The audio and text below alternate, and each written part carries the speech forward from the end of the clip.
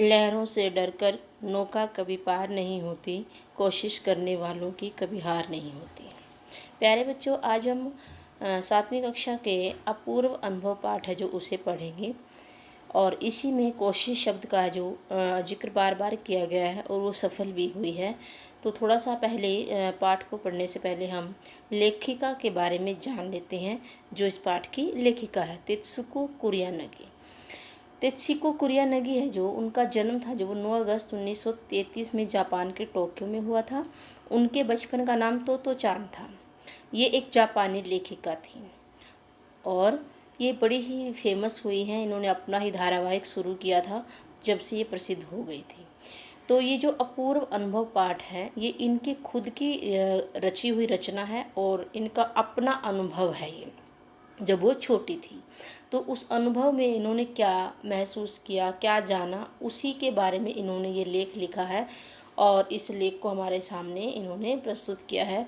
तो आइए हम इसमें पाठ में जानते हैं कि जो तोतो चान थी या तेत्सुको कुरियानगी थी, उन्होंने क्या मेहनत की, क्या कोशिश की जो उनकी वो सफल हो गई। तो पाठ को हम ध्यान से पढ़ते हैं।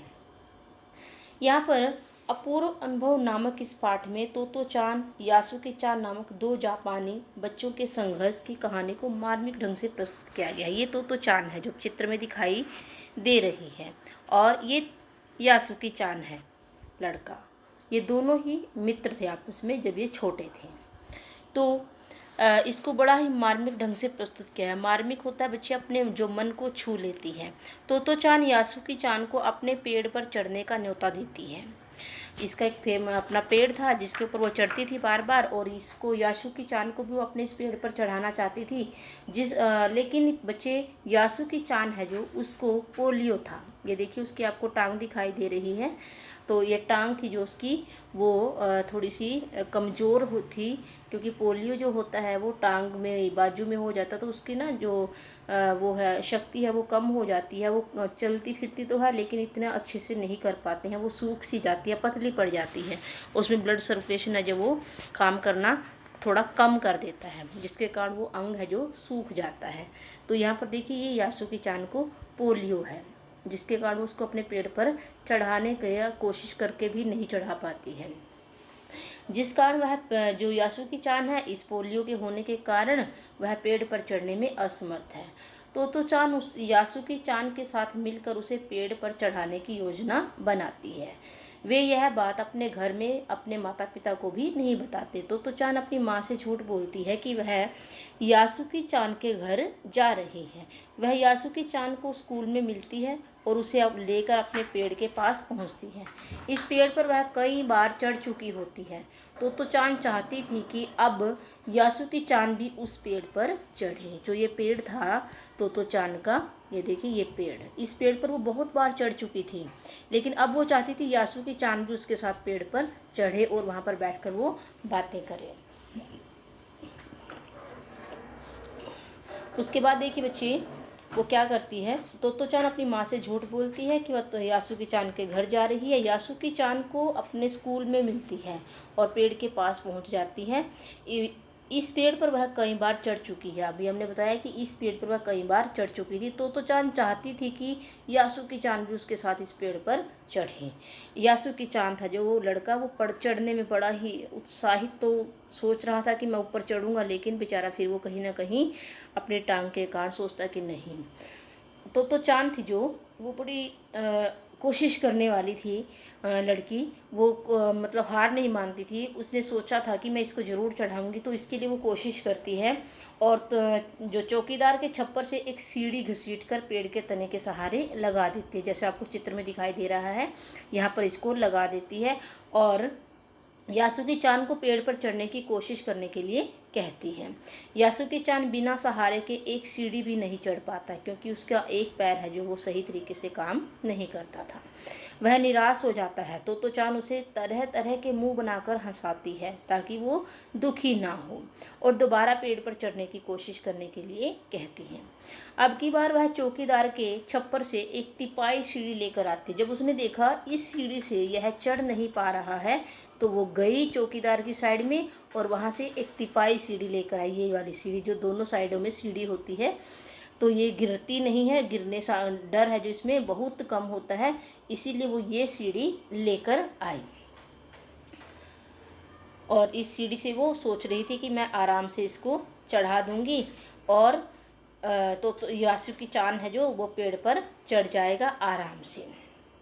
उसके बाद क्या करती है वो, जो ये सीढ़ी है इसका डगमगाने का डर नहीं था, इसलिए वो ये सीढ़ी लेकर आई। यासुकी चान फिर से प्रयास करता है, भयंकर गर्मी के दिन में भी वो दोनों संघर्ष करते रहते हैं। तोतो चान किसी भी प्रकार से यासुकी चान को पेड़ पर चढ़ाकर नई नई चीज़ें दिखाना चाहती थी, क्योंकि जब हम किसी ऊंचे से स्थान पर चढ़ते हैं ना, तो ऊपर से देखने का नज़ारा है जो वो बड़ा ही सुंदर होता है। तोतो चान इस नज़ारे को कई बार देख चुकी थी, तो उसका मन करता था कि यासुकी चान भी आए ऊपर और ऊपर से बैठकर वो भी इस सुंदर नज़ारों को देखें, इसलिए वो उनको नई नई चीज़ें दिखाना चाहती थी। वह उसको एक सीढ़ी पर चढ़ाकर उसे पूरा सहारा दे रही थी। यासुकी चान भी पूरी शक्ति लगाकर पेड़ पर चढ़ने की कोशिश कर रहा था। आखिरकार वह पेड़ के पास तक पहुंच ही जाता है। देखिए सीढ़ियाँ चढ़कर वो पेड़ के पास पर पहुंच जाता है। तभी तो चान को लगता है कि उसकी सारी मेहनत बेकार हो गई, क्योंकि इसके ऊपर वो चढ़ नहीं पा रहा था। तभी यासुकी चान के पेड़ के पास तो पहुंच गया, किंतु पेड़ पर चढ़ नहीं पा रहा था। यह देख कर के वो बेचारी तोतो चान थी, वो थोड़ी सी निराश हो गई। अब तोतो चान यासुकी चान को पेड़ का सहारा लेकर लेटने के लिए कहती है। जैसे हम ना कहीं ऊंची स्थान पर चढ़ना हो, हमारे पैर लग जाते हैं, फिर हम थोड़ा सा लेट करके उस स्थान पर आराम से चढ़ जाते हैं। वह उस पेड़ की ओर पूरी शक्ति से खींचने लगती है। वह एक खतरे से भरा काम था, क्योंकि वो जो यासुकी चान था वो नॉर्मल बच्चा नहीं था, उसकी टांग में समस्या थी। ऐसे करना, खींच कर उसको चढ़ाना वो खतरे से खाली नहीं था। उन दोनों बच्चों को इस स्थिति में देख कर के कोई बड़ा व्यक्ति भी डर सकता था। यासुकी चान को तोतो चान पर पूरा विश्वास था। अंततः तोतो चान यासुकी चान को अपने पेड़ पर खींच कर लाने में सफल हो ही जाती है। वह बहुत खुश था। तोतो चान भी अपनी इच्छा पूरी करके बहुत खुश थी।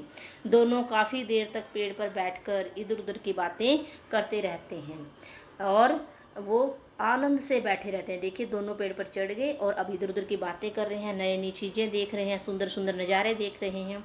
उन्हें ऐसा लग रहा है जैसे सभी पेड़ गीत गाते हुए उनका स्वागत कर रहे हैं। यासुकी चान के लिए पेड़ पर चढ़ने का पहला और अंतिम अवसर था। जो लड़का यासुकी चान था उसके लिए यह पहला और अंतिम अवसर था, क्योंकि इससे पहले कभी किसी ने कोशिश नहीं की और शायद आगे भी कोई कोशिश ना कर पाए उनको इस तरह से ऊपर पेड़ पर चढ़ाने का। और उनका जो पैर था वो सही तरीके से काम नहीं करता था, इसलिए ऐसा बार बार करना खतरे से खाली भी नहीं था। तो वास्तव में यह जो अनुभव था तो चान और यासुकी चान का, वो अपूर्व अनुभव था, क्योंकि ऐसा पहले कभी नहीं हुआ था जो आज उन दोनों ने मिलकर कोशिश करके पाया है। तो यहाँ पर ये अनुभव उनका अपूर्व था। अपूर्व मतलब जो पहले कभी न हुआ हो। तो आशा करती हूँ बच्चे आपको पाठ समझ में आया होगा। और जैसे तोतो चान ने मेहनत से यासुकी चान को पेड़ पर चढ़ा कर उसको नई नई चीज़ें दिखाने का प्रयास किया है, वैसे ही बच्चे इससे हमें यह सीख लेनी चाहिए कि वास्तव में अगर हम कोशिश करें तो कोई भी कार्य मुश्किल नहीं होता है। तो हमें हमेशा कोशिश करनी चाहिए। तो स्वस्थ रहें बच्चे, मस्त रहें।